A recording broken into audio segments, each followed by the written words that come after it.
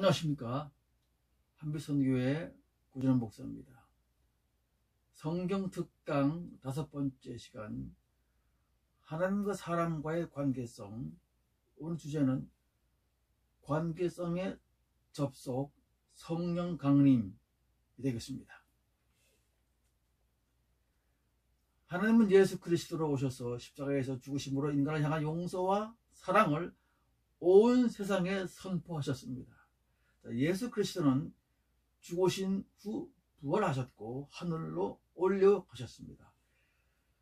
그동안 12제자들과 그 밖에 많은 사람들이 예수를 따라다녔으니 이제부터 이들을 통해서 하나님의 용서와 사랑의 복음을 전하면 될 것입니다. 그래서 복음 굿뉴스를 듣고 누구든지 예수가 나를 대신하여 죽으신 구주를 믿으면 하나님과 소통이 되는 것이므로 하나님과의 관계가 회복이 될 것입니다. 성경은 이 시점에서 예수 그리스도를 믿는 복음의 소식을 선언해야 할 것입니다. 자, 그런데 성경이 그렇게 말하지 않습니다. 아직은 예수를 믿는 것이 하나님과의 관계를 맺는 것이라고 말하지 않아요. 참 이상하지요? 성경은 여전히 말하지 않습니다. 이상하지요? 지금 이 시대를 살고 있는 우리는 예수를 믿음으로 하나님과의 관계를 맺습니다. 그런데 성경에서는 예수를 믿으면 구원을 얻을 때가 이르렀음에도 불구하고 예수를 믿는 것이 구원이라고 아직은 선포를 하지 않아요. 이 사실은 예수를 믿는 것이 구원은 분명하지만 그 믿음에 이르려면 반드시 무엇인가 필수 조건이 있다는 것입니다. 필요한 그 무엇이 아직 오지 않았고 아직 남아 있다는 것입니다. 그것이 아직 오지 않았다는 것입니다. 참으로 이것은 중요한 지적입니다. 바꿔 말하면 그렇다면 믿음이란 무엇인가? 믿음의 정의를 물어야 한다는 것입니다. 믿음이 무엇입니까? 믿음이란 관계성을 의미하는 것으로 관계성의 완성이죠. 내가 당신을 믿는다고 할 때 그 의미는 내가 당신을 보고 만났기 때문에 당신의 모든 것을 실제로 인식하게 되었고 그래서 당신을 믿게 되었다는 것입니다. 자, 만난다는 것은 결국 시각으로 확인하는 것이니까 만난다는 것도 본다는 것으로 대신할 수 있습니다. 그래서 본다는 것이 결국 믿음의 전제 조건이 되는 것입니다.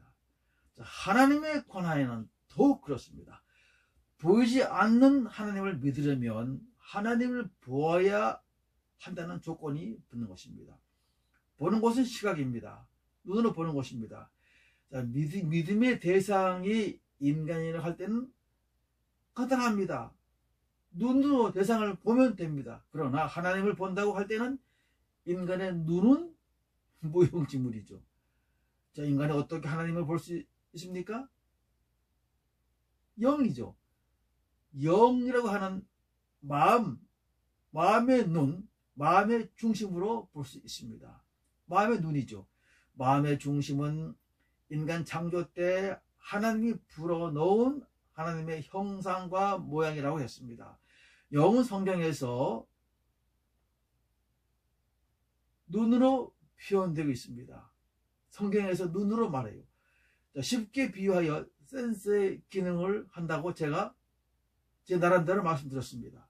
센서의 기능은 대상을 감지, 인식하는 것입니다. 보는 것과 똑같습니다. 자, 성경으로 갑니다. 자, 부활하신 예수 그리스도를 제자들은 부하고 만났습니다. 부활하신 예수 그리스도는 그 본질이 하나님이시죠. 그러면 믿음이 생긴 것이 아니겠습니까? 하나님 보고 만났으니까요. 그런데 왜 성경은 부활하신 예수를 만나고 부활했으니 이제부터 예수를 믿어야 한다고 선언하지 않습니까? 인간의 눈으로 아무리 부활하신 예수 그리스도를 보았고 만났어도 소용이 없다는 것입니다. 영으로 부어야 한다는 것입니다. 인간의 컨트롤 타워가 작동해야만 인간의 생각인 자아가 변화하는 것입니다. 다시 말하면 인간의 혼은 영에 딸려 있죠. 인간의 혼인, 인간의 정신, 생각, 목숨, 지성, 감정, 의지 모든 것은 다 영의 부속에 딸려 있단 말입니다. 쉽게 말하면 인간의 마음의 중심인 영에서 명령과 정보가 떨어지지 않으면 인간이 아무리 자기 의지로 하나님을 믿으려 해도 소용이 없다는 것입니다.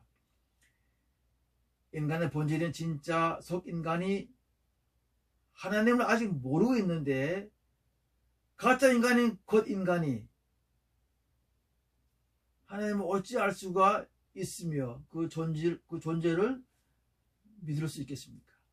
자, 그러므로 인간의 중심인 영이 하나님을 감지하여 하나님의 존재를 인식하게 될 때 그 즉시 그 정보가 하부기관인 혼으로 전달이 되어 즉시 인간의 혼인 정신과 생각, 지성과 감성, 의지가 반응하여 작동해야 하는 것입니다.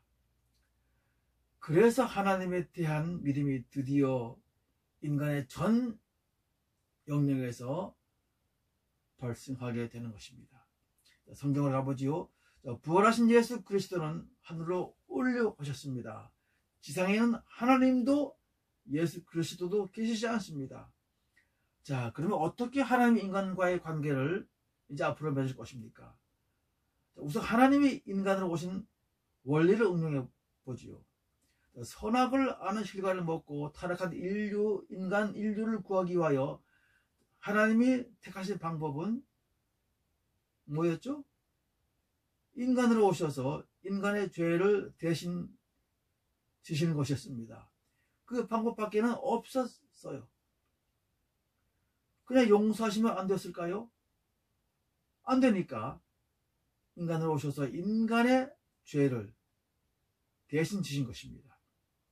그것이 인간과의 관계성 때문이었습니다. 이해가 가십니까? 그냥 하나님이 인간의 죄를 용서하신다고 공포하시면 되겠습니까? 인간이 감각하겠습니까? 안 됩니다. 그래서 인간으로 오신 하나님이 이해가 됩니다. 그러면 다시 묻습니다. 죽어있는 인간의 영을 살리기 위해서는 어떻게 해야 될까요?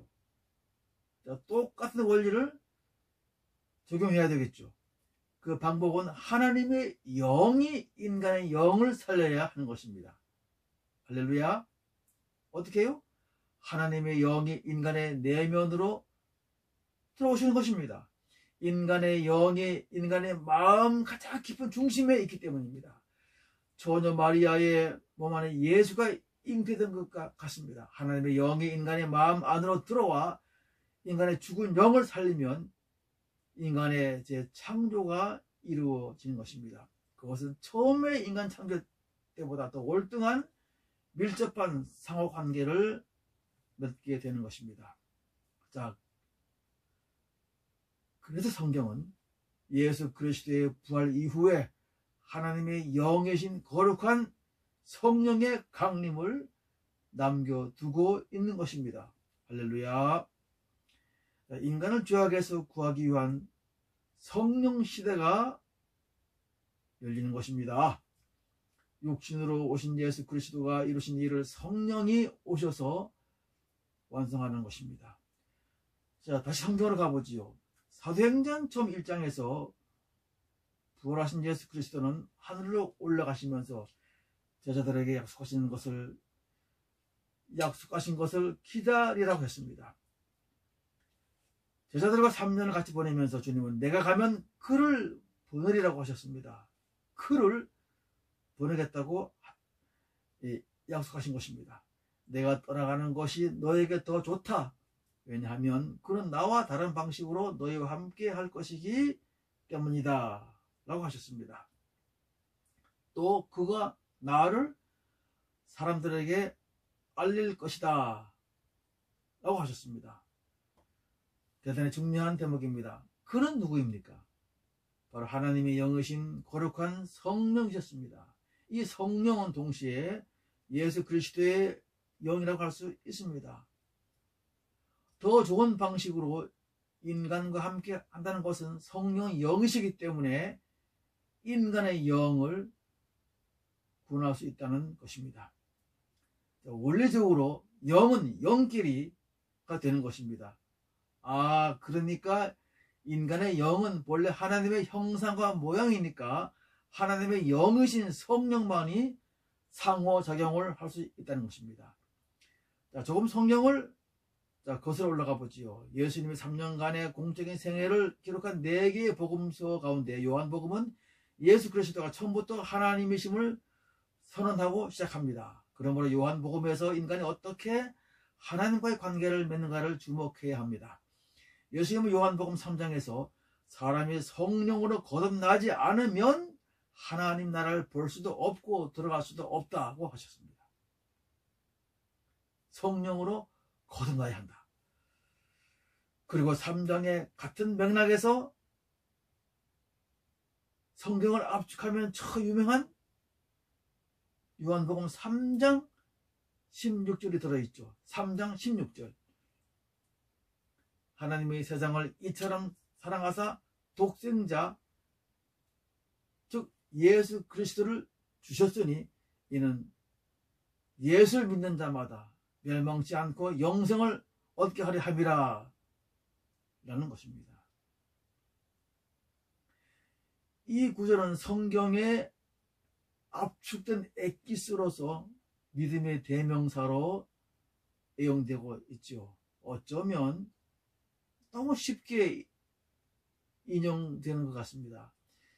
예수를 믿는다는 것은 3장 전체의 맥락으로 해석해야 하는 것입니다. 앞뒤가 맞아야 하기 때문입니다. 믿음은 성령으로 거듭나는 것입니다. 다시 말하면 성령으로 거듭나지 않고서는 예수를 믿을 수가 없다는 것입니다. 사족을 달면 대학 교수가 교양을 얻기 위해 성경을 연구할 수 있습니다. 그는 예수에 관한 십자가의 부활과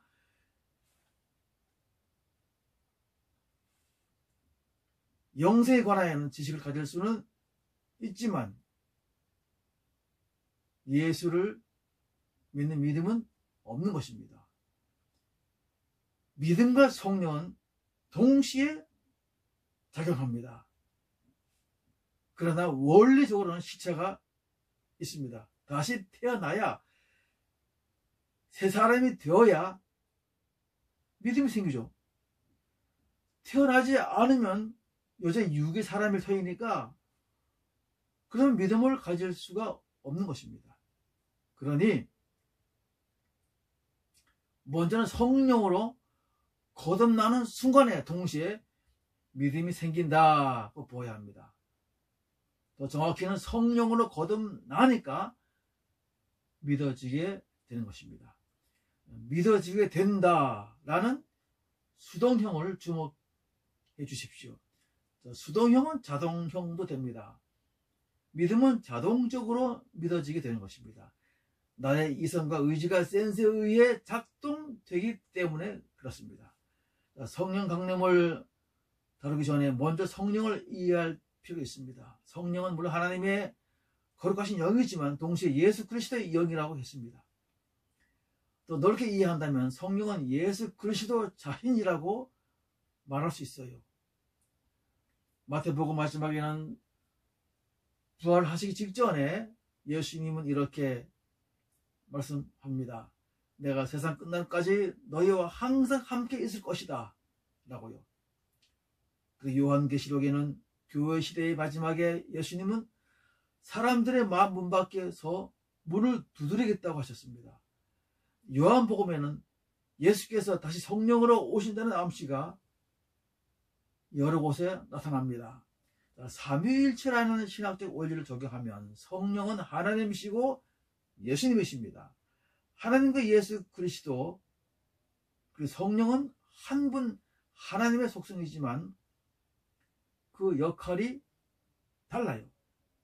인간의 영을 살리는 분은 성령님이십니다.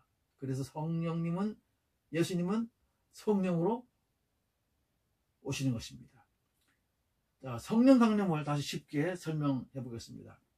그러기 위해서 인간 타락의 현장에서 하나님과 인간과의 관계성을 생각해 봐야 합니다.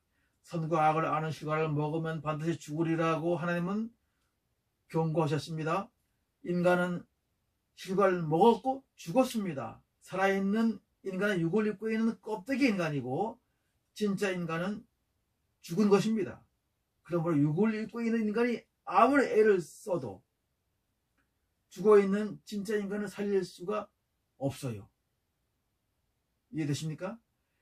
인간의 지식, 인간의 감정, 인간의 의지, 이 모든 것을 다해도 자신의 속에 있는 죽은 자신을, 진정한 나 자신을 살릴 수가 없다는 것입니다.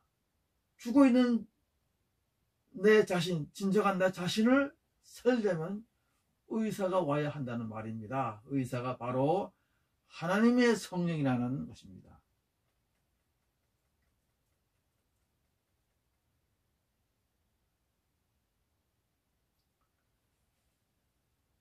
다음 메시지를 기대해 주십시오. 감사합니다.